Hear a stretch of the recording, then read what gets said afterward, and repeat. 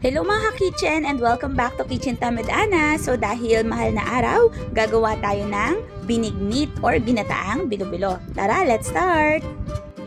So kakailanganin natin ng iba't ibang uri ng root crops. Meron tayong kamoting kahoy, ube, purple sweet potato, yung orange and yellow sweet potato at saka gabi.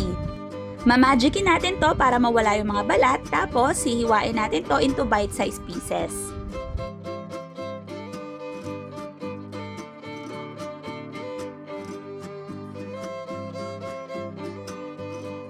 Kapag nahiwa nyo na lahat, set aside muna natin, then gawa naman tayo ng bilo-bilo. Sa isang mixing bowl, maglagay kayo ng 2 cups of glutinous rice flour and lalagyan natin to paunti-unti ng 1 to 1 1/4 cup of water.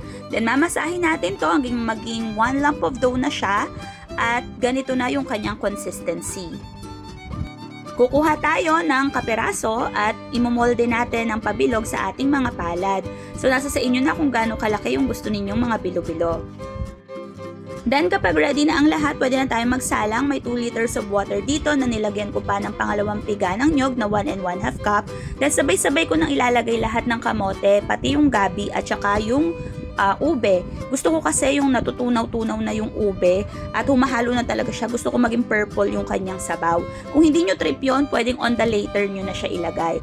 So kapag kumulo na at medyo malambot na to, isama nyo na yung saging. Lagyan na to ng 1 1/2 cup of sugar. Then ihalo na yung mga bilo-bilo, yung sago na luto na din, and yung langka.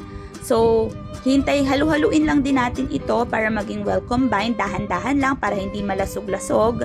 And then, lagay na natin yung kakang gata na 1 cup. Hintayin lang natin to na kumulo and ready to eat na. Kapag nakapaghain ka na nito, sigurado ako kompleto na ang Semana Santa experience mo. So sana gamitin din natin ang season na to para makapag-reflect sa ating mga sarili, especially sa nagawa ng ating Panginoon para sa atin. See you next time!